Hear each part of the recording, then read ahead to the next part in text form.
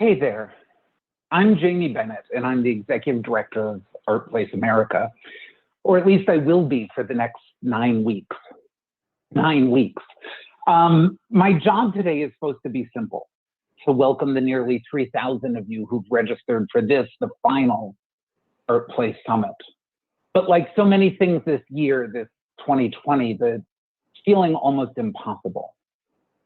So I'm going to take just a moment to feel all of you surrounding me, from rural communities, from the suburbs, from tribal nations, and from cities across all 50 states, America Samoa, Puerto Rico, and Washington, D.C., and even some friends from around the world.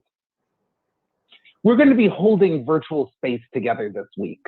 And in some ways, maybe paradoxically, I've found that virtual space makes me think even more about the physical space that I am inhabiting. So before we do anything else, I'd like to take a moment to ground us, literally. So I invite all who are able to sit back, place your feet on the ground, and breathe in. Think about the people who've been stewarding the land on which you sit, the ones who've been doing it since emergence. And while you are doing that, I invite you to join me in acknowledging and honoring the indigenous peoples of our land, the elders, past, present, and emerging, and their ancestral spirits with gratitude and respect.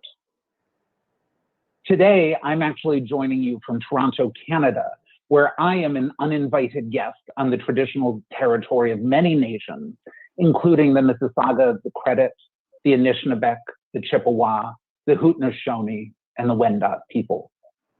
And I'd love to invite everyone who's gathered today to introduce yourselves in the Zoom chat.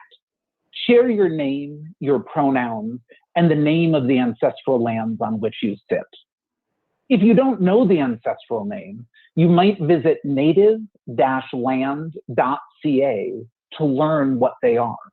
And this might be a nice step towards getting to know even more about the traditional stewards of your place. Over the rest of this hour, all of us will be together sharing one virtual space. This session, along with all of our sessions, is being closed captioned. This captioning is also available in large size fonts as well as in Spanish. And we also have ASL interpretation, American Sign Language interpretation. And the details for all of those options are going to pop up in the chat box. We hope that all of you will keep using the chat feature through this week to participate, to share, to connect. And there's also a dedicated Slack space, ArtPlace America Summit 2020.slack.com, for folks to have conversations, including those smaller side conversations that are the real reason that any of us attend conferences. Because we're such a large community, we've posted some community guidelines under the FAQs on artplacesummit.org that lay out some of the specifics of what it means to act with love and respect. And for those of you who are in community on social media, we're encouraging folks to use the hashtag ArtPlaceSummit on any of the platforms. Throughout the summit, everything you will need to participate may be found on artplacesummit.org, including the links to each of the sessions, and the live links to watch the stream will be posted 15 minutes before a session begins. If you have any questions or need any information, just let us know in the Zoom chat, in the Slack channel, and our colleagues will be paying attention and responding.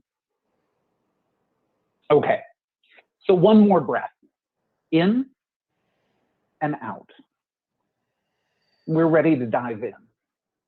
Endings and beginnings are inextricably linked. So as we begin this ending, we could not think of a better pairing than the longest ever serving ArtPlace employee, our Deputy Director, Liz Crane, in partnership with our most recently joined colleague, our Senior Fellow, Erik Takeshita. So please join me in making them feel welcome. Liz and Erik, the Zoom boxes are yours.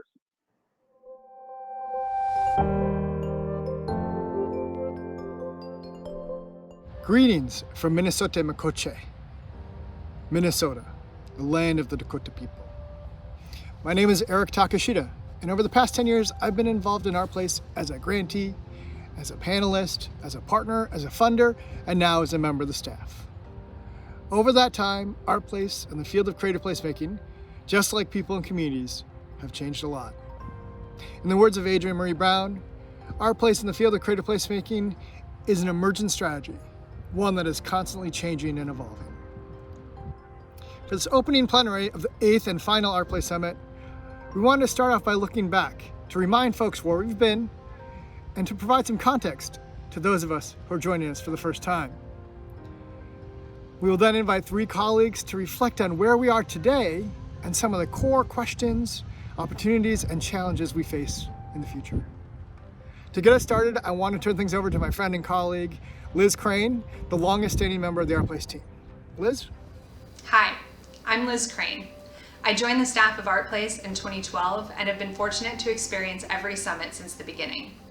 Before I joined, ArtPlace was conceived in the aftermath of the Great Recession. Initially, there was a huge emphasis on the role of arts and culture in economic development.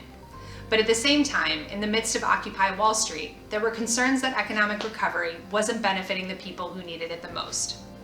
While art and culture has always been a part of building stronger communities, at the time there was an interest in increasing the visibility of this work in hopes it would also increase its viability, particularly with mayors, funders, and other potential investors. Those first few years, alongside the National Endowment for the Arts, ArtPlace focused on moving resources to projects and getting the idea of creative placemaking on the map. 2 years after our work began, we had our first summit with the folks we were supporting. Let's all take a deep breath and take ourselves back to 2013.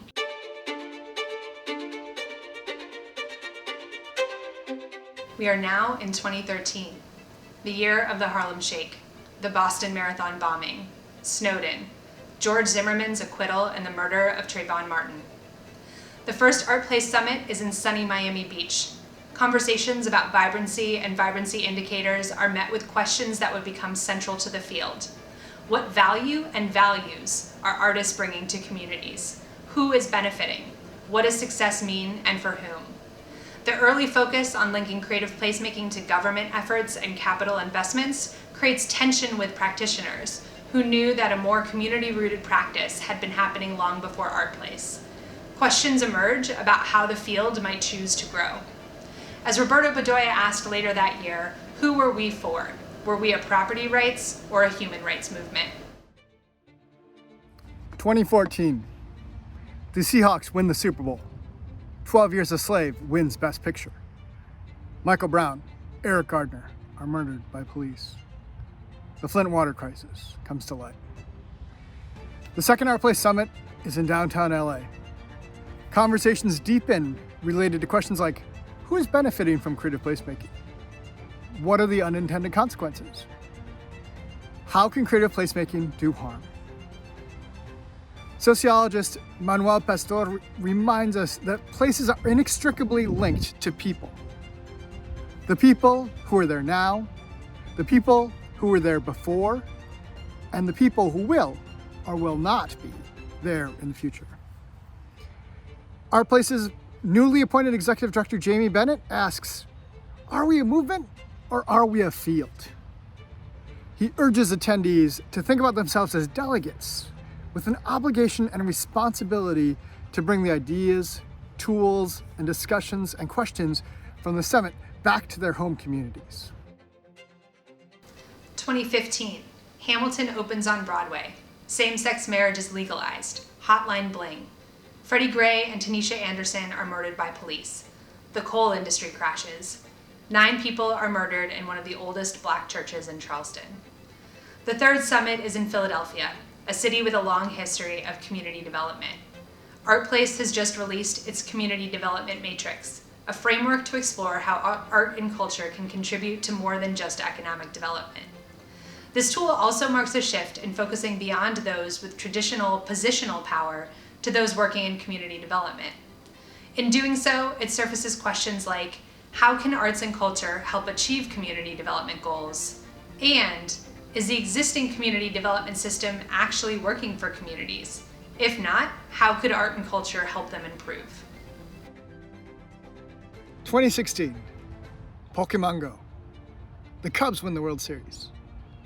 Philando Castile, Alton Sterling, murdered by police. Kaepernick takes a knee, Standing Rock. The fourth ArtPlace Summit is in the rapidly growing metropolis of Phoenix, where we visit Roosevelt Row and the Mesa Art Center. If 2015 was a pivot from government to community development, 2016 is a move recentering artists and culture bearers. There are sessions about how artists and culture bearers are leaders in specific sectors and the ways in which various artistic disciplines can contribute to community development. Grantees design their own session for the first time, and there's a hunger for folks to engage with one another. There's also a tension about how creative placemaking can continue to center on the lived experience of practitioners, particularly as academics and researchers seek to unpack it and bring it to new audiences. 2017, a new president takes office. The Women's March, travel bans. Moonlight actually wins the Oscar. Me Too, Charlottesville. The fifth ArtPlace Summit is in Seattle, where cranes dotting the sky with new development mean the displacement of many low-income folks and communities of color, despite being a city that has a long history of community organizing. The field of creative placemaking has continued to grow, and there are more and more folks participating in the summit. Newcomers are invited to learn from other partners in the field. Indigenous and other people of color start to self-organize conversations alongside those being offered. As the field grows, there's an impulse to formalize the work so it can spread. There are, however, concerns about how to do this in a way that leads with values. And even then, whose values? Who is being centered and whose voices are elevated? 2018, Black Panther, Wakanda forever. False missile threat in Hawaii. 11 murdered at the Tree of Life Synagogue in Pittsburgh. Over 1,500 children separated from parents at the border. The sixth summit is held in Louisville, Kentucky, a place with a deep sense of cultural identity where people, place, and culture are inextricably linked. Attendees read bell hooks, and there are sessions on things like how do we create safe and beloved communities. The summit itself becomes a place of healing and renewal for folks. This work can be hard, y'all. And as artist Leslie Kimiko Ward closed the summit with the important reminder that we first must be well before we can begin to do the work of the people.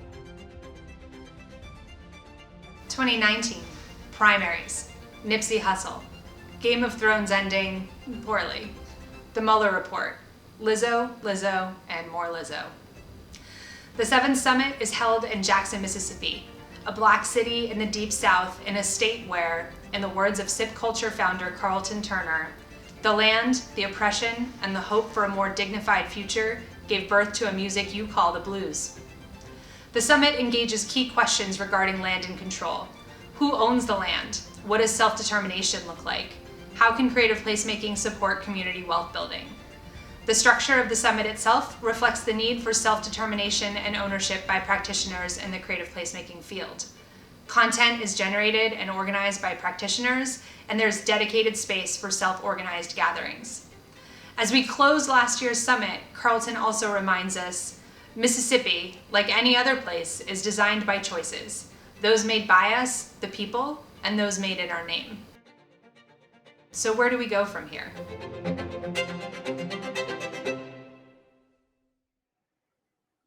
So here we are, 2020, impeachment, elections, COVID-19, Breonna Taylor, George Floyd, John Lewis, and RBG. Supreme Court affirms that half of Oklahoma is indeed Native American land. Phew, what a year, just so far. I just want to invite people to again take an inhale and an exhale. Our country has been built on 400 years of inequality. And COVID-19 has disproportionately impacted Blacks, Native Americans, people of color, elderly, people with disabilities, and this is not a coincidence. The systems we have are designed exquisitely to get the results we've been getting. If we want different results, we need different systems. Systems that are focused on those most in need, because as the lead singer from Minnesota, Paul Wellstone, said, we all do better when we all do better. Fortunately for us, we have all of you, artists and culture bearers and those who support them, who can help us imagine and create a more just, equitable, and sustainable future. And as we seek to do this, it is critical to acknowledge a core truth, one we at ArtPlace deeply believe. Creative placemaking is never neutral. It means making choices about whose culture, whose values, whose visions, whose identities, whose aesthetics, whose ideas are shaping the communities in which we live. Creative placemaking can be appropriated as a tool of the market, or it can be a tool to fight displacement, to reclaim ownership in land, to organize against and with power, to claim a stake. It can either reinforce cultural oppression, or it can advance cultural expression. These are choices that every person at this summit can and must make, because not making a choice is still a choice, one that has the potential to do a great amount of harm to communities. So how are we going to be intentional about the ways in which we are doing our work to elevate equitable and just visions of the future? How are we going to be explicitly anti-racist in this practice? Because having choices means that our work is never static. This work for us as individuals and collectively as a field will and must necessarily constantly evolve, just as ArtPlace has sought to do over the past 10 years. And as Liz said, it requires intentionality. We operate in an ever-changing social and economic landscape, and the path forward is never linear. We don't have a GPS to guide us. Instead, we need a compass, a set of shared values and principles that will help guide us on our journey towards that collective liberation, self-determination, and equity. We must first value that and recognize that art is made by artists and culture bearers, and that we must start with and continue to center artists and culture bearers, and we'll hear more about that at tomorrow's plenary. Second, we must continue to heal from the oppressive, extractive, colonial structures of the last 400 years. We must envision and build solidarity economies that are rooted in shared resources and collective wisdom. And on Wednesday, we'll talk more about that as well. Third, we need to figure out how to navigate power, collective decision-making, and accountability in this work. And we'll have a chance to talk about that on Thursday. And on Friday, as we close the summit, we'll once again look back to look forward and begin the next iteration of our work together. So, if you're joining us for the first time this week, welcome. We hope this summit provides the space equally for imagination and camaraderie as it does for practical tools and connections. If you've been with us for a while, welcome back. We thank you for your grace and collaboration in co-developing this field, and for both the trust and sometimes mistrust you have put in us. If you've been doing this work long before we were around, we honor you and we see you and we thank you for providing the points of light to continually reach toward. We know there are a lot of mixed feelings about ArtPlace's sunset, but know this field is rich with institutions, people, and resources.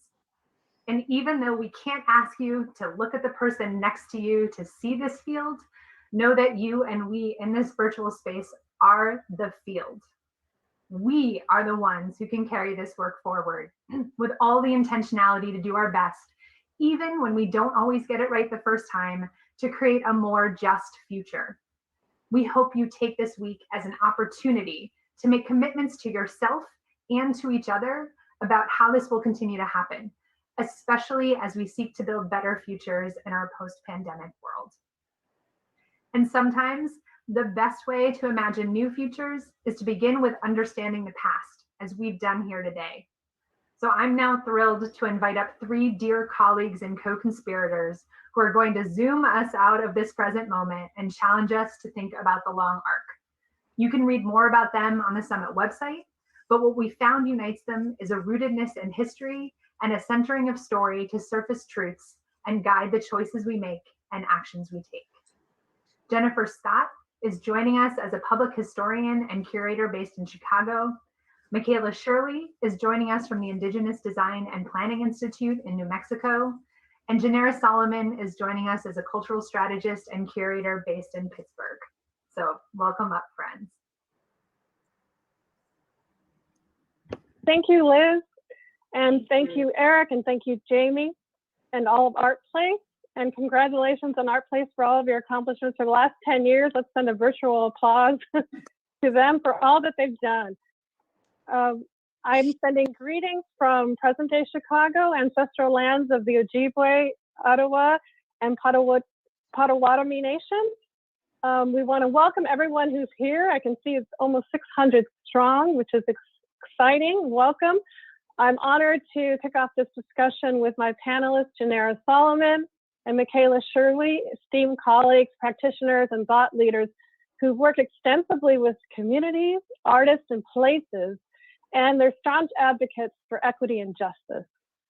So in our brief time here, we're going to reflect on some of the issues, not all of them, that have been touched on in the intro. We're going to be looking at key issues, past, present, future, in creative placemaking. As Erik said, where are we today? What are some of the core questions, challenges, and then what remains as opportunities for us to look towards during the future? One of the things that connects all of us on this panel right now is that history is a core part of place. It's all about the story or stories. So it's really important to learn what the story or stories of places are, and even to go further, what's the story behind the stories, to truly understand the value of places, to truly understand the complexity of identities represented by communities who are connected to those places. And this is something that on this panel we're calling place knowing. So in addition to place making and place keeping, there's place knowing, which we think is essential to creative placemaking. It's important to introduce yourself to communities and to the land, and to continually try to gain a deeper understanding to try to make change. So let's get started and dig right in with questions. We want to start with looking at what we've learned in the past and looking in particular at the story. How do you define place knowing? And to my panelists, can you tell the story where place knowing made a difference, or the opposite, lack of place knowing impacted the work, and what happens when you don't practice place knowing? How important is place knowing for your work? And we're going to start with Michaela, who's done a lot of work, in particular with Indigenous communities. Michaela? Yeah, thank you, Jennifer. So for us, when we think about place knowing, it's really a situation in which like you are needing to walk the land again and really trying to think about your connection to land as the ancestor. Where this has really come prominent in my work as an Indigenous planner was when we were working with our colleagues in Zuni Pueblo, New Mexico. We had done many trips out there, and there was one day it dawned on me when I was going up over the ridge into the village, seeing their sacred mountain, Dawayana, DY mountain, to my left, and I guess realizing that I had been a year into the work and I hadn't even introduced myself to the land. And that was really pivotal for me, because I think about all the times that, there is that lack of identifying yourself, what your intentions are. And so I had a conversation with their ancestors to say, this is who I am, these are my clans, and this is why I'm here. I think a lot of the times we come into our work really wanting to make the best impact, but sometimes there's a lot of unforeseen things that might jeopardize the community. And so it was in that moment I had to ask their ancestors to bless our work and to just continue to protect all of us as we venture down this path, what became the Zuni Pueblo Art Walk, and of course other investments with the Zuni Youth Enrichment Program. So that's kind of how it came into the place knowing for myself. Thank you, Michaela. And it shows how much the place knowing, place making process is an evolving process. Janera? Yeah, so thank you. And also I just want to say thank you to ArtPlace. That introduction really sort of brought home all of what's been happening over the past 10, 11 years. Similar for me, you know, place knowing has always been important to me. I think in my work, I've always been interested in site-specific work and always interested in artists who are grounded in the places where they're from. So for me, that's really critical. You know, I've been thinking a lot about and reflecting back on the past 10 and 11 years, mostly because I recently stepped down from my position. So it's an opportunity to breathe, as Jamie invited us to do, and to look back. And, you know, the neighborhood, I passed the theater where I worked nearly every day. And one of the things that struck me, and I'm still not sure what to make of it, is that the block where the theater is located looks essentially the same as it's ever looked. But everything else around it has changed. And, you know, there are lots of new restaurants, new businesses.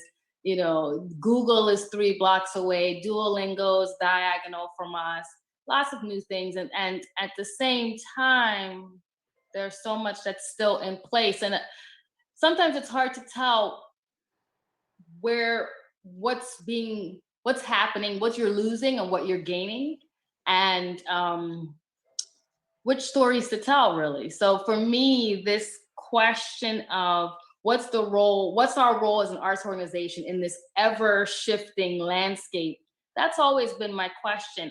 We are, and it's always been the question. And I think what I've been coming to is that it's not either or. It's not that we're one thing or another. We're actually many, many things all at once. We're telling stories, we're holding stories, we're helping people to heal from letting things go. We're also helping to welcome in new things. So it's a multifaceted role. And place knowing is about telling the stories over and over again, not only to other people, but also to yourselves. Thank you, Janera. And, you know, Liz mentioned that in the intro that placemaking is not neutral. It's never neutral. It's about choices, whose values, whose vision, whose aesthetics. And I think both of what you're saying, Janera and Michaela, show how placemaking is not perfect. And there's limitations, or there have been limitations, but there's a lot to learn for. So let's talk more about that, what those challenges are, but what are the opportunities for the future? What are the ways in which creative placemaking as a concept, for example, still leaves communities behind, and how can we craft it so that that doesn't happen? Yes, I think, you know, one of the most important things to do in this work is to take a position, right? I mean, I think sometimes as arts people, we're sort of saying, oh, we are here for art's sake. We're not political. We're not getting involved. And I think if you're not taking a position, you're actually part of a problem and part of a system of problems and you're holding things in place. So for us, one of the positions we took, and I took early on, was an investment in Pittsburgh-based artists and artists who were specifically located in our neighborhood. And to not only make that investment, you know, in the kind of, you know, ghettoizing way that sometimes cultural institutions will do, where they will invest, they'll have huge budgets for the touring artists and for the visiting artists, and then for the local artists, they sort of offer space and marketing. And we said, no, we're not gonna do that. We're going to invest in artists in this community because their brilliance, their questions, their curiosity matters to us. Matters to how we think of ourselves, and matters to Pittsburgh. So I think that's an example of taking a position and articulating that position very, very clearly, and not being afraid of it. Thank you. Michaela, do you want to add to that?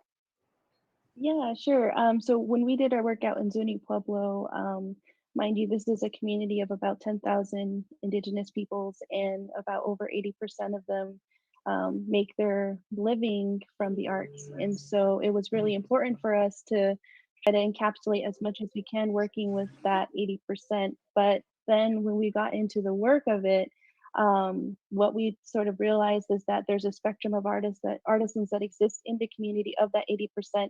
And so at the I guess you could call it the first generation of creative placemaking, place knowing, placekeeping, where the portion of the artisans that we ended up engaging with are the ones that were more professionalized, more mature, in that they knew how to market themselves, and they were very advantageous as far as like being able to sell their jewelry out of their homes. And so whereas there was another part of the spectrum where there was the artisans who it was part of their daily hustle in order to make ends meet. And so that part of the work, which I think in future generations of the placemaking work would maybe have to focus, is like, how do we sort of involve everybody to participate? And also, we were limited to really just the central part of the village, which makes up their main street. And so there's other parts of the community that need to be also involved, because the idea of the art walk, and this was, you know, taken from the artisans themselves who had already done this initial work in the early 1990s, calling Zuni artist studio tours. It was to, you know, revive that in order to generate that local economic development for themselves. But you know, who was left out in that geographic specific area were the communities that had spawned it throughout Zuni history, in the housing area where they're located near the hospital. And so there's, for example, ordinances in place where you're not able to sell out of your home if you want to live within a HUD home, for example. And so there was already that constraint. And I think part of that challenge then for the next generation of this work is to work with those entities like the Tribal Housing Authority in order to help mitigate ordinances that are restrictive in that way, so that people can have the opportunity to make their own ends meet in the way that they want to, especially if it's along the arts pathways. Can I say something quickly about that? Yes, please. Yeah, so you know, Michaela, what you shared about the ways that the artists who were more ready or more professionalized were sort of privileged or kind of had access.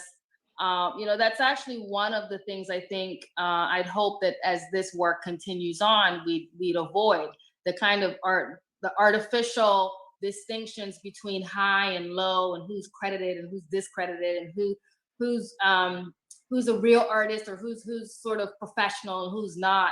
And I think that's one of the places for us to be really, really careful that we are not colonized in our approaches to doing art, place making, knowing, and keeping, that we are decolonizing our minds and our work as we are doing the work. That brings up the point that there are these sort of unintended consequences oftentimes in making these cultural and art strategies. And we talk about different values and different evolving values. So certainly discrediting communities and making false distinctions is not one we want. Can you talk, both of you, as you reflect on ArtPlace in the last 10 years of placemaking, placekeeping, can you talk more about what values you would retain that are useful in placemaking, but also the ones you would chuck too? We've seen, hopefully they've seen their day. Michaela, you go first. Okay. Well, I think what Liz, one key word that stood out to me in her talk with us before she handed it over to us was the word appropriation. Certainly, I think that is something that we will continue to, you know, endeavor on, especially in the works that we're doing, because what we have to be very careful about is recognizing that, yes, there might be some assimilative and colonial practices that are at play within our creative placemaking work. And so it's upon the community to really take it for themselves to articulate what is it that they want to see for their futures, and not losing that. And if there's any ways in order to achieve that, I think that's going to be really important. And something that I have been thinking about more broadly too is how, you know, practices within creative placemaking might be actually reproducing a lot of the US hegemonic patriarchy, racist, all the is that you can think of that are out there. And so we had to be very mindful in the way that we practice working with community. And that at the end of the day, it really does come back to like kinship and relationship building, because the people that you're working with are not just people, like they're aunties, moms, grandmas, aunts, uncles, you name it, who are just also trying to be part of their community as best as they can. And that was one of the challenges that I had run into within my work at Zuni Pueblo. Is I'm Diné, or Navajo, and so there was this sort of like outsider, insider kind of thing that I had to navigate. But because you could be Indigenous and work with Indigenous communities, but then still be an outsider to that place. And so again, like that's the reason why it was super important for me to introduce myself to the land. And of course to their ancestors, because I think that's a spectrum even of inclusion that we need to be thinking about constantly, is the role of ancestor in our work. Mm-hmm. Yeah, the ancestor in the work is so essential. I mean, I think for me, because I live here and I live and walk the streets of the neighborhood where I work, I'm sort of always feeling past and present all the time in the people I meet on the street, and also the buildings, the streets, the streetscape. It's really important to acknowledge that, and I hope that that's one of the things that the field or the movement, as Jamie once said, continues to practice, is that holding of place of ancestor. There are two things I want to say to your question too, Jennifer, about what we want to hold and what we want to let go. I'd say, one of the things I hope we can really let go immediately is our commitment to a kind of savior complex storytelling.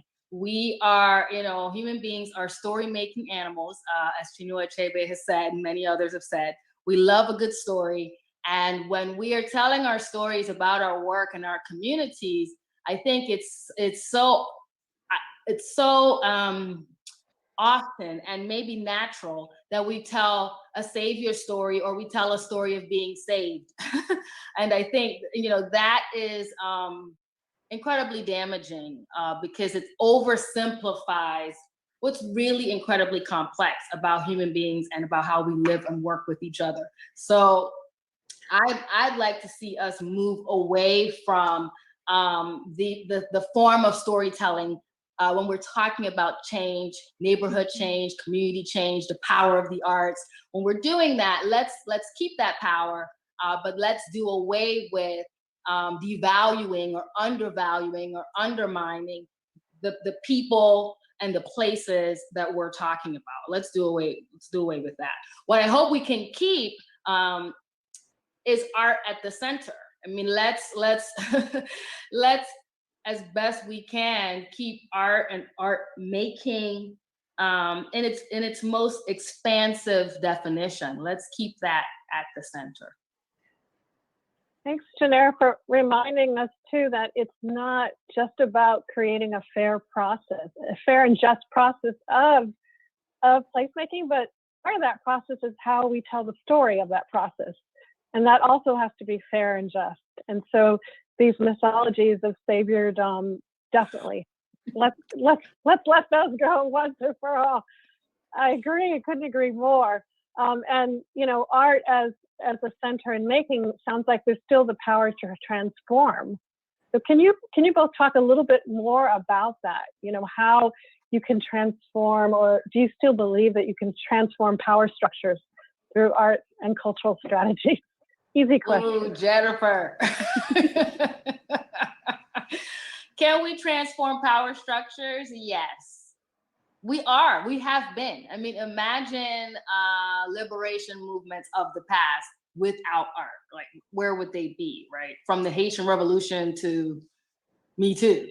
Like, without creative expression, without culture being brought in and being kept and held in place, liberation doesn't go far. So art can do it. But, I think Michaela said earlier that stopping to acknowledge and that intentionality is essential. And I think that without that intentionality, art doesn't just sort of naturally displace power structures. It can do it when we wield it as a shield and as a weapon. Then it'll do it. Yeah, and I was going to also add to, yeah, thank you. I was going to add to that, at least when it comes to a lot of the Indigenous arts and art making, a lot of that is really tied to the land. You need to go to the quarry in order to get maybe some of your fetish stones, or you need to go to, a place where you can collect clay to make your pottery. And so a lot of that, I think there is a power in that art making, at least maybe in terms of like policy making that might be possible in order to protect those kind of natural places. For a lot of Indigenous communities, we're still kind of localized to like just, a certain part of the, our certain parts of our communities, but still I think there is our ability to maybe also inform different strategies along like regional planning, for example, in order to help mitigate like, again, like the jeopardization of, extraction that might be happening on the land, or just trying to think through those things. But I do think there is possibility in being able to transform, not just from the local, but also scaling up to the regional and to the national, and really becoming part of those conversations that are happening across all of these different places. And I know that for a lot of our Zuni Pueblo artisans right now too, like they're also transforming in that they have been able to take their art walk and then also make it part of another arts cooperative, which is I think a strategy that they have taken on for themselves in order to really think through like how they're going to use the momentum from the ArtPlace investment to keep moving forward. And I know that by the time that we left the community, because our grant was over, that there was at least enough still for signage to be made for up to 100 or up to 900, homes that could be added to that Zuni Pueblo Art Walk. And so I think part of that transformation then requires being transparent and honest in is the extent that we're able to work with you. But I guess within our institution at IDPI too, we always like to preface too with the communities that we work with, like just because a grant ends doesn't mean that we're going to stop working with you. Like we're always, at least in the back of our minds, trying to find the next grant in order to come back and continue that work, because there's a lot of investment that has happened. And so how do we just keep that work going? Which gets back to the damage narrative, which I think I agree with Janera, that it's something that we need to stop doing for ourselves. And because a lot of the times the pitch that you have to make to, funders or anybody to support your project is that you have to call on all the negative stats and stereotypes of the place. And so it's, I don't know how we break away from that, but I think that's certainly one way that we can start to transform is like doing it with ourselves first, and looking inwardly for ourselves to see like where is it that we need to learn and grow and develop, or check ourselves. And that means surrounding yourself with like friends and families that are willing to do that with you too. Yeah, absolutely. I think if philanthropy sort of insists on a savior narrative, then we've got to find another way to fund this work. Right. Well, in the last 2 minutes, let's talk about that point that transformation is not guaranteed. There's other things that play, consciousness and transparency and all the things that you name. But you were all talking about place persistence. What makes sustainable places? How do you avoid that in and out? Well, the grant's over, so everything stops. How do things continue? Should they continue as we move forward? This is something for all of us to think about, how we should move to think about these as long-term investments. Michaela? Oh gosh.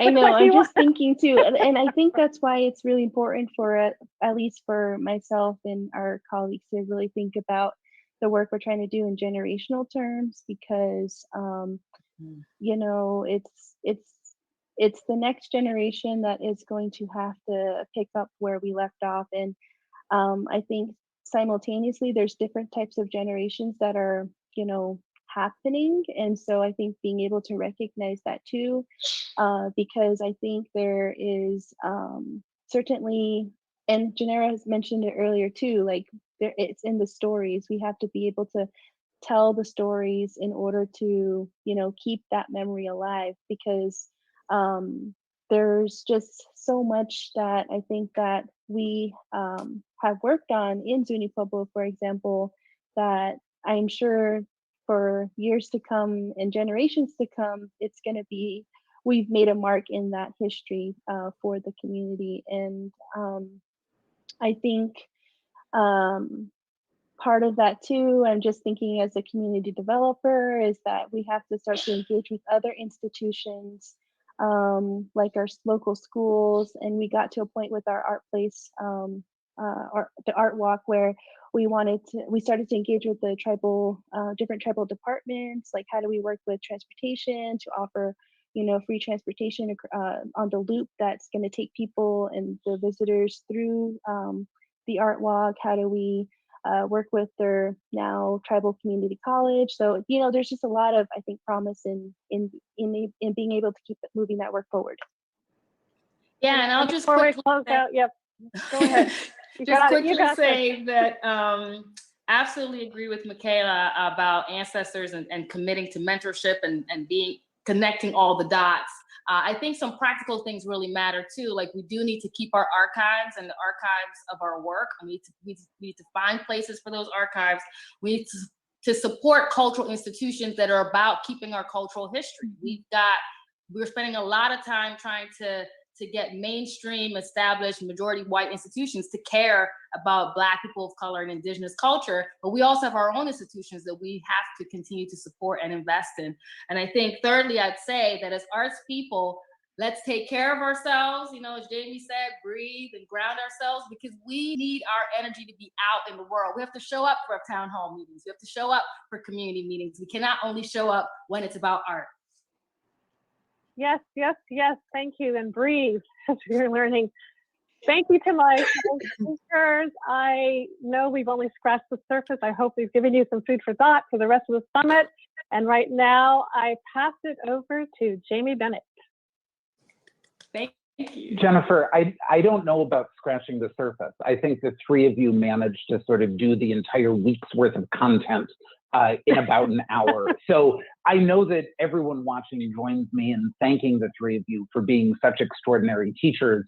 And if folks want to drop maybe a word into the chat that you're going to carry with you from that conversation throughout the rest of the week, you know, please feel free to do that. I know the panelists would love to see it. And I want to add a special thank you to Michaela, who I remember that one of our first conversations when you and I were sitting down one-on-one, you stopped in the middle of the conversation to ask me how old I was. And I was sort of taken a little bit aback, and I stopped, but then I answered, and I asked you why you asked that.